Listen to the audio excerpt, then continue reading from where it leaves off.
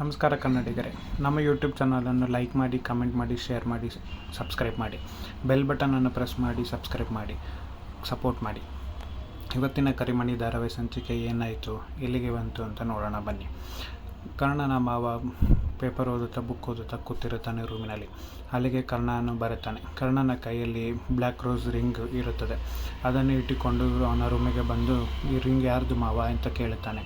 ಆ ರಿಂಗನ್ನು ಹೋಗ್ಬೇಕಾದ್ರೆ ಕೈಗೆ ಹಾಕಿಕೊಂಡು ಕೈಯನ್ನು ತೋರಿಸುತ್ತಾ ಅವನ ಮಾವನಿಗೆ ಹೇಳುತ್ತಾನೆ, ಮಾವ ಇದು ಯಾರ್ದು ರಿಂಗು, ನಿಮಗೇನಾದರೂ ಗೊತ್ತಾ, ಇದು ಹೆಂಗೆ ಇಲ್ಲಿಗೆ ಬಂತು, ಇದು ಯಾಕೆ ಇಲ್ಲಿದೆ ಅಂತ ಮಾವನಿಗೆ ಪ್ರಶ್ನೆ ಕೇಳ್ತಿರ್ತಾನೆ. ಮಾವ ಇದ್ರ ಬಗ್ಗೆ ನಂಗೆ ಏನೂ ಗೊತ್ತಿಲ್ಲ, ಇದು ಹೆಂಗೆ ಬಂತು ಇಲ್ಲಿಗೆ ಅಂತ ನಂಗೆ ಗೊತ್ತಿಲ್ಲ ಅಂತಾನೆ. ಸುಳ್ಳು ಹೇಳಬೇಡಿ ಮಾವ, ನಂಗೆ ಗೊತ್ತು, ಈ ರಿಂಗ್ ಯಾಕೆ ಇಲ್ಲಿದೆ, ನಿಮ್ದು ಅಂತ ನನಗೆ ಅನುಮಾನ ಇದೆ, ಹೇಳಿ ಅಂತ. ಅಷ್ಟರಲ್ಲಿ ಸಾಹಿತ್ಯ ಅಲ್ಲಿಗೆ ಬರ್ತಾಳೆ. ಕರ್ಣ ಏನು ಮಾಡ್ತಾಯಿದ್ದೀರಾ ನೀವು ಅಂತ. ಕರ್ಣ ಯಾಕೆ ಹಿಂಗೆ ಅನುಮಾನ ಪಡ್ತಾಯಿದ್ದಾರೆ, ಇದಕ್ಕೂ ಅವ್ರಿಗೂ ಏನು ಸಂಬಂಧ ಇದೆ ಅಂತ ಕೇಳ್ತಾಳೆ. ಆದರೆ ಕರ್ಣ ಇಲ್ಲ ಮಾವ ಹೇಳಿ, ಈ ರಿಂಗ್ ಯಾಕೆ ಇಲ್ಲಿದೆ.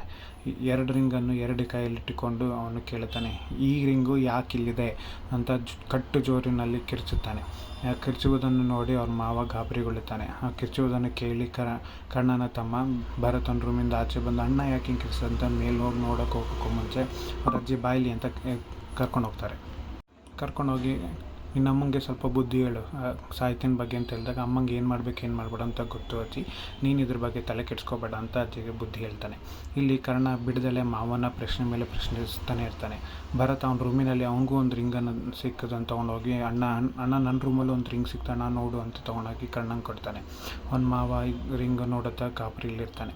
ಅಲ್ಲಿಗೆ ಅವನ ಫ್ರೆಂಡ್ ಕೂಡ ಬಂದು, ದುಡ್ಡು ನೋಡು, ನನ್ನ ರೂಮಲ್ಲೂ ಒಂದು ರಿಂಗ್ ಸಿಕ್ತು ಅಂತ ಹೇಳಿ ಕರ್ಣಂಗೆ ಆ ರಿಂಗನ್ನು ಕೊಡ್ತಾನೆ. ಕರ್ಣನ ಅತ್ತೆ ಮಗಳಿಗೂ ಒಂದು ರೂಮಿನಲ್ಲಿ ರಿಂಗ್ ಸಿಕ್ತು ಅಂತ ಅವಳು ತೊಗೊಂಬಂದು ರಿಂಗ್ನ ಕರ್ಣಂಗೆ ಕೊಡ್ತಾಳೆ. ಎಲ್ಲ ರಿಂಗು ಬ್ಲ್ಯಾಕ್ ರೋಸ್ದೇ ಆಗಿರುತ್ತದೆ. ಅದು ತಲೆಬೊಡಿಯ ಸಿಂಬಲ್ ಇರುವಂಥ ಉಂಗುರವೇ ಆಗಿರುತ್ತದೆ. ಇದೇಗೆ ಇಷ್ಟೊಂದು ರಿಂಗ ಎಲ್ಲ ರೂಮಲ್ಲೂ ಬಂದಿದೆ, ಇದೇಂಗೆ ಬರೋಕ್ಕೆ ಸಾಧ್ಯ ಅಂತ ಕೇಳಿದಾಗ ಅವಳು, ನಂಗೆ ಇದು ಗೊತ್ತಿಲ್ಲ ಕರ್ಣ, ಹೇಗೆ ಬಂತು ರೂಮಿಗೆ ಅಂತ ಹೇಳ್ತಾಳೆ. ಆಗ ಮಾವ ಉಸಿರು ಬಿಡುತ್ತಾ ಆಶ್ಚರ್ಯದಿಂದ ನೋಡ್ತಿರ್ತಾನೆ. ಕರ್ಣ ಇದು ಯಾಕೆ ಹೆಂಗೆ ಆಗೋಕ್ಕೆ ಸಾಧ್ಯ, ಎಲ್ಲರ ರೂಮಲ್ಲೂ ಒಂದೇ ಸಲಿಗೆ ಇಷ್ಟೊಂದು ರಿಂಗ್ ಬರೋಕ್ಕೆ ಹೆಂಗೆ ಸಾಧ್ಯ ಅಂತ ಕೇಳ್ತಾನೆ. ಆಗ ನನಗೇನು ಗೊತ್ತು ಕರ್ಣ, ಹೇಗೆ ಅವನ್ನ ಇಟ್ಟು ಹೋಗಿದ್ದಾನೆ ಅನ್ನೋದು ಗೊತ್ತಿಲ್ಲ ಅಂತ ಹೇಳ್ತಾನೆ. ಕರ್ಣ ರೂಮಿಗೆ ಬಂದು ತುಂಬ ಗೊಂದಲದಲ್ಲಿ, ಹೇಗೆ ಬರೋಕ್ಕೆ ಸಾಧ್ಯ, ಎಲ್ಲರ ರೂಮಲ್ಲಿದೆ ಅಂತಂದಮೇಲೆ ನನ್ನ ರೂಮಲ್ಲೂ ಇರಬೇಕಲ್ಲ, ಮತ್ತು ನನ್ನ ರೂಮಲ್ಲಿ ಇರೋ ರಿಂಗ್ ಎಲ್ಲಿದೆ ಅಂತ ಅವನ ತಲೆಗೆ ಚಿಂತೆ ಬರುತ್ತೆ. ಆಗ ನೋಡಿದ್ರೆ ಡ್ರೆಸ್ಸಿಂಗ್ ಟೇಬಲ್ ಮೇಲೆ ಇರೋಂಥ ಟೇಬಲ್ ಮೇಲೆ ಒಂದು ರಿಂಗ್ ಸಿಗುತ್ತೆ. ಆ ರಿಂಗ್ನ ತೊಗೊಂಡು ನನ್ನ ರೂಮ್ಗೂ ಬಂದು ರಿಂಗ್ ಇಟ್ಟಿದ್ದಾನೆ ಅಂತಂದರೆ ಇವನು ಎಷ್ಟಿರಬೇಕು, ಎಲ್ಲ ರೂಮ್ಗೂ ಬಂದು ಅವನು ಹೋಗಿದ್ದಾನೆ ಅಂತ ಅಂದರೆ ಹೇಗಿರಬೇಕು. ಆದರೆ ಅವನು ಹೆಂಗೆ ಕಂಡು ಹಿಡಿದು, ಅವನ್ನ ತಳೆದಾಗ ಬಲಗೈ ಅವನ ಕೈಗೆ ಹೊಡೆದು ಕೈ ಏಟಾಗಿತ್ತಲ್ವ, ಹಂಗಾರೆ ಅದೇ ಗುರುತಾಗಿರಬೇಕು. ಹಂಗಾರೆ ಇದನ್ನು ಮಾವನ ಕೈಲಿ ಏನಾದರೂ ಗಾಯದ ಗುರುತಿದೆಯಾ, ಇದನ್ನು ಸಾಹಿತ್ಯ ನೋಡಿದ, ಸಾಹಿತ್ಯನ ಹತ್ರ ಕೇಳಿದ್ರೆ ಗೊತ್ತಾಗತ್ತೆ ಅಂತೇಳಿ ಸಾಹಿತ್ಯನ ಹತ್ರ ಕೇಳ್ತಾನೆ. ಅವ್ನಿಗೆ ಬ್ಲ್ಯಾಕ್ ರೋಸ್ನ ಹೊಡೆದಾಗ ಕೈಗೆ ಏಟಾಗಿತ್ತಲ್ಲ, ನೀವು ಕೈನ ನೋಡಿದ್ರಿ ಅಲ್ವಾ ಅಂತ ಕೇಳ್ತಾನೆ. ಹಾಂ ನೋಡಿದೆ, ಕೈಗೆ ಏಟಾಗಿದೆ ಅಂತ ಹೇಳ್ತಾಳೆ. ಹೌದಲ್ವ, ಕೈಗೆ ಏಟಾಗಿದೆ ಅಂತ ಗೊತ್ತಾಗಿದ ತಕ್ಷಣ ಅದು ಬಂದು ಮಾವನ ಹತ್ರ, ಮಾವ ಒಂದು ನಿಮಿಷ ನಿನ್ನ ಕೈ ತೋರಿಸಿ ಅಂತಾನೆ. ಯಾಕೆ ಕರ್ಣ ಏನಕ್ಕೆ ಅಂತ ಕೇಳಿದಾಗ, ಮಾವ ನಿಮ್ಮ ಕೈ ತೋರಿಸಿ ಅಂತ ಹೇಳಿ ಬಲಗೈನ ಇಟ್ಕೊಂಡು ನೋಡಲೇಬೇಕಂತ ಶರ್ಟ್ ತೆಗೆಯಕ್ಕೆ ಹೋಗ್ತಾನೆ. ಅಲ್ಲಿಗೆ ಸಾಹಿತ್ಯ ಬಂದು, ಕರ್ಣ ನೀನು ಏನು ಮಾಡ್ತಾಯಿದ್ಯಾ, ಅವ್ರಿಗೆ ನೋವಾಗುತ್ತೆ, ಹಂಗೆ ಮಾಡಬೇಡ ಬಿಡು ಅಂತ ಹೇಳಿದ್ರು ಕರ್ಣ ಬಿಡಲ್ಲ. ಸಾಹಿತ್ಯ ಜೋರು ವಾಯ್ಸಲ್ಲಿ, ನೀನು ನೋಡ್ತಾ ಇರೋದು ಬೈಲ್ಗೈ, ಅದು ಅವ್ರಿಗೆ ಏಟಾಗಿರೋದು ಎಡಗೈ ಅಂತ ಹೇಳ್ತಾಳೆ.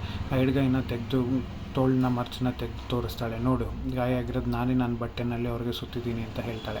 ಆಗ ಮಾವನ ತಲೆ ಬರುತ್ತೆ, ನಾನು ಮಾಡಿದ್ದು ಒಳ್ಳೇದಾಯಿತು. ಆ ಘಟನೆ ಆಗಬೇಕಾದ್ರೆ ಅವನು ಸೈಡಿಗೆ ಹೋಗಿ ಗೋಡೆ ಹತ್ರ ಒಂದು ಕಬ್ಬಿಣದ ಪೀಸನ್ನು ತೊಗೊಂಡು ಗಾಜಿನ ಚೂರಿನಿಂದ ತೊಗೊಂಡು ಅವನ ಎಡಗೈಗೂ ಅವನೇ ಗಾಯ ಮಾಡ್ಕೋತಾನೆ.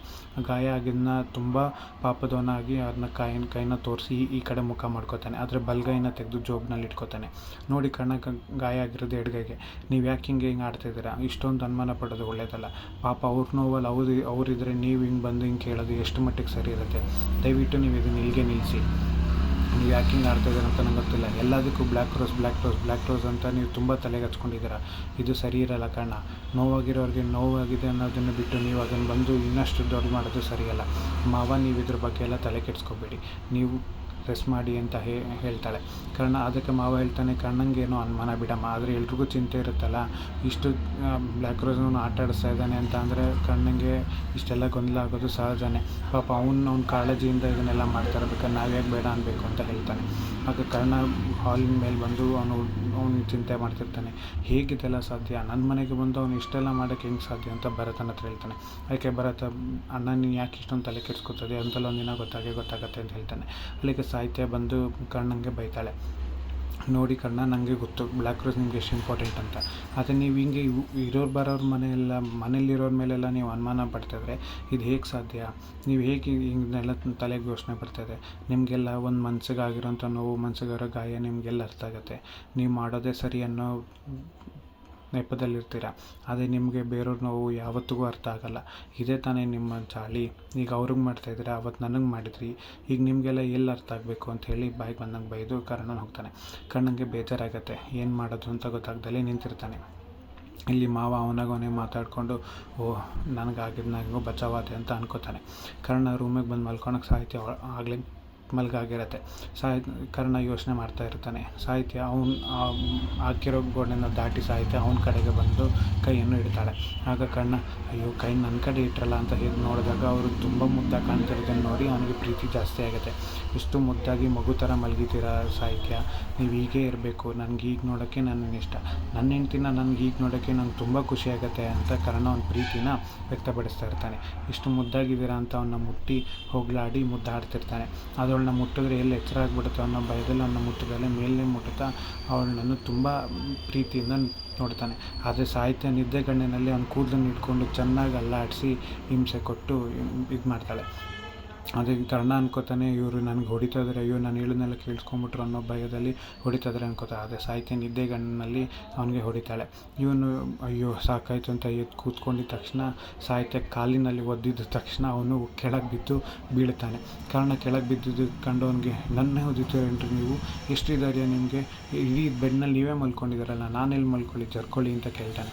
ಆಮೇಲೆ ಅವ್ನಿಗೆ ಗೊತ್ತಾಗುತ್ತೆ, ಓ ಸಾಹಿತ್ಯವ್ರು ಇದನ್ನೆಲ್ಲ ನಿದ್ದೆಗಣ್ಣಲ್ಲಿ ಮಾಡಿದ್ದ, ಹಬ್ಬ ಸದ್ಯ ಗಂಡನ ಮೇಲೆ ದೌರ್ಜನ್ಯ ಮಾಡಲಿಲ್ವಲ್ಲ, ನಾನು ಬಚಾವ್ ಅಂತ ಅನ್ಕೋತಾನೆ. ಸಾಹಿತ್ಯ ಮಲ್ಕೊಂಡಿದ್ದು ನೋಡ್ರಿ ನೀವು ಹಿಂಗೆ ಮಲ್ಕೊಂಡಿದ್ರೆ ನಾನೆಲ್ಲಿ ಮಲ್ಕೊಳ್ಳಿ, ಹಾರ್ಕೊಂಡು ಬಂದು ಮಲ್ಕೊಳಕ್ಕಾಗತ್ತಾ, ನೀವು ಜರ್ಕೊಂಡ್ರೆ ತಾನೇ ನಾನು ಮಲ್ಕೊಳಕ್ಕಾಗೋದು, ಜರ್ಕೊಳ್ರಿ ಆ ಕಡೆ ಅಂತ ಹೇಳಿದ್ರು ಅವಳು ಕೇಳಿಸ್ಕೊಳ್ಳಲ್ಲ. ಅವಳು ನಿದ್ದೆಯಲ್ಲಿರ್ತಾಳೆ. ಈ ಕಡೆ ಆರಾಮಾಗಿ ಅವಳು ಮಾಡಿ ಅವಳು ಮಲ್ಕೋತಾಳೆ.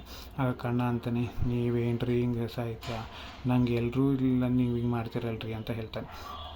ಕರ್ಣ ಆಮೇಲೆ ಹಾಸಿಗೆ ದಿಂಬನ್ನು ತೊಗೊಂಡು ಕೆಳಗಡೆ ಹಾಕ್ಕೊಂಡು ಮಲ್ಕೋತಾನೆ. ಮಲ್ಕೋಬೇಕಾದ್ರೆ ಎಷ್ಟೋ ಜಾಗ ಇದ್ರೆ ಏನು, ಸ್ವಲ್ಪ ಜಾಗ ಇದ್ದರೆ ಸಾಕು ಈ ಜೀವನಕ್ಕೆ ಅಂತ ಹೇಳಿ ಕೆಳಕ್ಕೆ ಮಲ್ಕೋತಾನೆ. ಅವನ ಕೆಳಗಡೆ ಮಲ್ಕೊಂಡು ಕಣ್ಣು ಮುಚ್ತಾನೆ. ಇಲ್ಲಿಗೆ ಇವತ್ತಿನ ಸಂಚಿಕೆ ಮುಗಿಯಿತು.